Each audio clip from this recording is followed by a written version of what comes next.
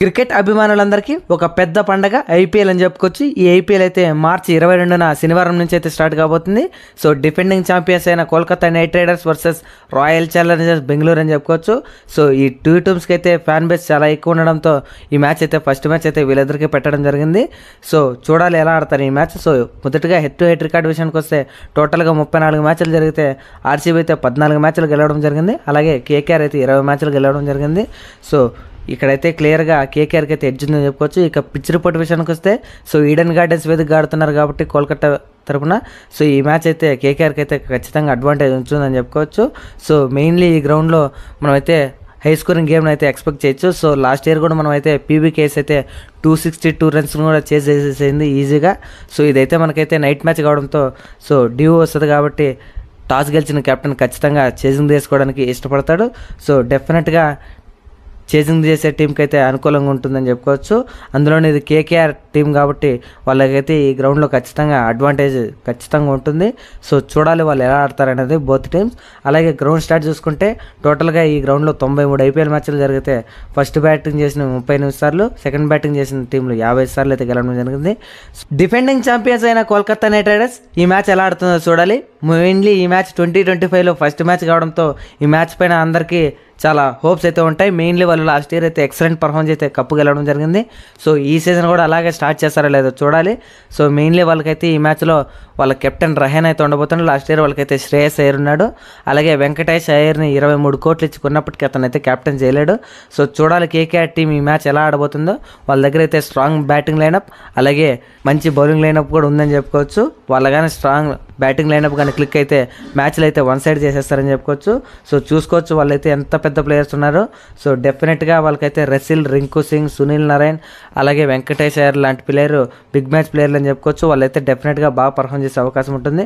అలాగే లాస్ట్లో ఫినిషింగ్గా రసెల్ మరియు రింకు సింగ్ అయితే ఎక్సలెంట్ ఫినిష్ ఇస్తున్నారు కాబట్టి వాళ్ళకైతే మ్యాచ్లు అయితే గెలిచే అవకాశాలు కూడా చాలా ఉంటాయి. సో ఈ మ్యాచ్ అయితే వాళ్ళు ఖచ్చితంగా బాగా ఆడే అవకాశం ఉంటుందని నేనైతే అనుకుంటున్నాను. సో అందులోనూ వాళ్ళకైతే హోమ్ గ్రౌండ్ కాబట్టి బాగా ఆడతారు. ఈ మ్యాచ్ మనం అయితే ఎప్పటి నుంచో చూస్తున్నాం. సో హోమ్ గ్రౌండ్సే గెలుస్తున్నాయి. సో ఎప్పుడైనా ఫస్ట్ 10 మ్యాచెస్ ఎప్పటికీ ఏ టీం అయితే వాళ్ళ హోమ్ గ్రౌండ్లో ఆడుతుందో ఆ టీమే గెలిచే అవకాశాలు అయితే ఉంటున్నాయి. మనం లాస్ట్ ఫ్యూ ఇయర్స్గా అయితే చూస్తున్నాం. సో ఈ మ్యాచ్ కూడా కేకేఆర్ గెలిచే అవకాశాలు ఎంత ఉన్నాయో మీ అందరికీ వీడియో లాస్ట్లో అయితే చెప్తున్నాను. సో కేకేఆర్ టీం అయితే చాలా బలంగా ఉందని చెప్పుకోవచ్చు. స్ట్రాంగ్ బ్యాటింగ్ లైనప్ ఉండడం వాళ్ళకైతే చాలా ప్లస్ పాయింట్ అయిపోతుంది. సో ఎనీవే వాళ్ళ ప్లేయింగ్ లెవెన్ ఒకసారి చూసుకుంటే ముందుగా ఓపెనర్ సునీల్ నారాయణ్ అలాగే డీకాక్ అయితే ఉంటారు. ఇక నెంబర్ 3లో రఘువంశీ, నెంబర్ 4 వాళ్ళ captain Ajinkya Rahane, number 5 Venkatesh Iyer, number 6 Rinku Singh అలాగే number 7 Russell, number 8 Anrich Nortje, number 9 Harshit Rana, number 10 Varun Chakravarthy, number 11 Vaibhav Arora, number 12 Ramandeep Singh అయితే ఉంటారు వాళ్ళకి ఇంపాక్ట్ ప్లేయర్గా. సో వాళ్ళ బౌలింగ్ లైనప్ కొంచెం వీక్గా ఉన్నప్పటికీ వాళ్ళ బ్యాటింగ్ లైనప్ అయితే చాలా స్ట్రాంగ్ ఉందని చెప్పుకోవచ్చు. ఇక రాయల్ ఛాలెంజర్స్ బెంగళూరు విషయానికి వస్తే వాళ్ళు ఇంతవరకు ఏ సీజన్లోనూ కప్ అయితే గెలవడం లేదు. సో ఈసారైనా వాళ్ళైతే కప్ గెలవాలని కోరుకుందాం. సో వాళ్ళకైతే ఈ సీజన్లో రజత్ పడిదర్ అయితే క్యాప్టెన్సీ చేస్తున్నాడు కాబట్టి డెఫినెట్గా అతనికి పైన అయితే చాలా హోప్స్ ఉంటాయి. లాస్ట్ ఇయర్ అతనైతే వాళ్ళ టీం 6 మ్యాచ్లు గెలిచి ప్లే ఆఫ్స్ రావడంలో ఇతని ప్లేయర్స్ అయితే చాలా కీ రోల్ అయితే ప్లే చేయడం జరిగింది. సో ఈసారి కూడా ఇతనైతే బాగా ఆడే అవకాశం ఉంటుంది. మెయిన్లీ అతనైతే మిడిల్ ఓవర్స్లో అయితే స్పిన్నర్స్ని చితక్కొట్టేస్తున్నాడు కాబట్టి ఈసారి కూడా అతనైతే ఐపీఎల్లో బాగా ఆడే ఆర్సీబీ టీంని ఫైనల్స్కి తీసుకెళ్లాలని మనం అందరం కోరుకుందాం. సో డెఫినెట్గా ఆర్సీబీ టీం అయితే ఈసారి చాలా మంచి టీంతో అయితే వాళ్ళైతే రావడం జరిగింది. అలాగే బ్యాటింగ్లోనూ అలాగే బౌలింగ్లోనూ అలాగే ఆల్రౌండర్స్లోనూ వాళ్ళు ఎక్కడా తగ్గకుండా టీంని అయితే చాలా సాలిడ్గా అయితే బిల్డ్ చేసుకోవడం జరిగింది. వాళ్ళకైతే స్ట్రాంగ్ బ్యాటింగ్ లైనప్ ఉందని చెప్పుకోవచ్చు. మిడిల్ ఆర్డర్లో అయితే ఎక్సలెంట్ ప్లేయర్లు ఉన్నారు. వాళ్ళు కానీ Tim David, Jitesh Sharma, Krunal Pandya, Romario, Shepherd లాంటి ప్లేయర్స్ అయితే రెచ్చిపోయారంటే వాళ్ళ స్కోర్ ఎక్కడికి వెళ్ళిపోతుందని చెప్పుకోవచ్చు. అలాగే వాళ్ళకైతే టాప్ ఆర్డర్లో ఫిలిప్ సాల్ట్, కోహ్లీ, లివింగ్స్టన్ లాంటి ప్లేయర్స్ అయితే ఎక్సలెంట్గా పర్ఫామ్ చేశారంటే వాళ్ళైతే చాలా బాగా ఆడే అవకాశం ఉంటుంది. అలాగే వాళ్ళ బౌలింగ్ లైనప్ కూడా భువనేశ్వర్ కుమార్, ఎస్ దయాల్ లాంటి ప్లేయర్స్ అయితే వాళ్ళకి టీంలోకి రావడంతో వాళ్ళైతే ఎక్సలెంట్గా పర్ఫామ్ చేస్తే వాళ్ళ టీం ఖచ్చితంగా వన్ సైడ్ చేసి మ్యాచ్లు అయితే గెలిచే అవకాశం ఉంటుంది. సో వీళ్ళకైతే ఏదైనా మైనస్ ఉందంటే ఈ మ్యాచ్ ఈడెన్ గార్డెన్స్ వేదికగా ఆడుతున్నారు కాబట్టి ఒక హోమ్ గ్రౌండ్ కాదనే వాళ్ళకైతే ఉంది. కానీ లేకపోతే వాళ్ళకైతే ది బెస్ట్ ప్లేయింగ్ లెవెన్ అయితే ఉందని చెప్పుకోవచ్చు. ఆర్సీబీ ఎక్కడ ఆడినప్పటికీ ఆర్సీబీకి అయితే వాళ్ళ ఫాలోయింగ్ ఎప్పటికీ మనం అయితే మర్చిపోలేం. సో ప్రతి ఒక్క టీంకి ఉంటుంది. ఆర్సీబీ కప్ లిఫ్ట్ చేసే ప్రతి ఒక్క అభిమాని ఆర్సీబీ కప్ లిఫ్ట్ చేస్తే చూడాలనుకుంటారు. సో ఈ సీజన్ బాగా ఆడే వాళ్ళైతే కప్ లిఫ్ట్ చేస్తారని అనుకుందాం. సో ఇక మనం అయితే వాళ్ళ ప్లేయింగ్ 11 చూసుకుంటే ఓపెనర్స్గా ఫిలిప్ సాల్ట్, విరాట్ కోహ్లీ అయితే ఉంటారు. ఇక captain Rajat Patidar, number 4 Liam Livingstone, number 5 Krunal Pandya, number 6 Jitesh Sharma, number 7 Tim David, number 8 Romario Shepherd, number 9 Bhuvneshwar Kumar, number 10 Shreyas Sharma, number 11 S Dayal, అలాగే ఇంపాక్ట్ ప్లేయర్గా రషీద్ సలాం అయితే ఉండే అవకాశం ఉంటుంది.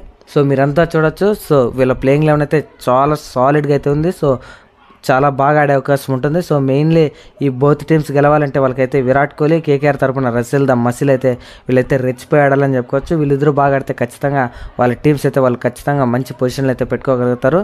సో మీరు ఇంకా ఈ మ్యాచ్లో ఎవరు గెలుస్తారనే విషయానికి వస్తే బోత్ టీమ్స్ అయితే చాలా స్ట్రాంగ్గా ఉండని చెప్పుకోవచ్చు. కానీ నేనైతే ఆర్సీబీ ఈ మ్యాచ్ అయితే గెలిచే అవకాశం ఉంటుందని అనుకుంటున్నాను. ఎందుకంటే వాళ్ళకి మంచి బౌలింగ్ లైనప్, అలాగే మంచి బ్యాటింగ్ లైనప్ ఉంది, అలాగే కన్సిస్టెంట్ ప్లేయర్స్ కూడా ఉన్నారు. సో మీరేమనుకున్న కింద కామెంట్ చేయండి. సో ఇదైతే నేనైతే ప్రిడిక్షన్ 100% రైట్ అని నేను చెప్పను. సో మీరైతే బెట్టింగ్స్కి వాటికి దూరంగా ఉండండి. సో ఇదైతే నా విన్నపం అని చెప్పుకోవచ్చు. మెయిన్లీ ఎవరు గెలుస్తారనేది ఎవరి చేతుల్లో ఉండదు కాబట్టి మనమైతే డిసైడ్ చేయలేం. సో మీకు ఫైనల్ ప్రిడిక్షన్ కావాలంటే మన ఛానల్ సబ్స్క్రైబ్ చేసుకోండి.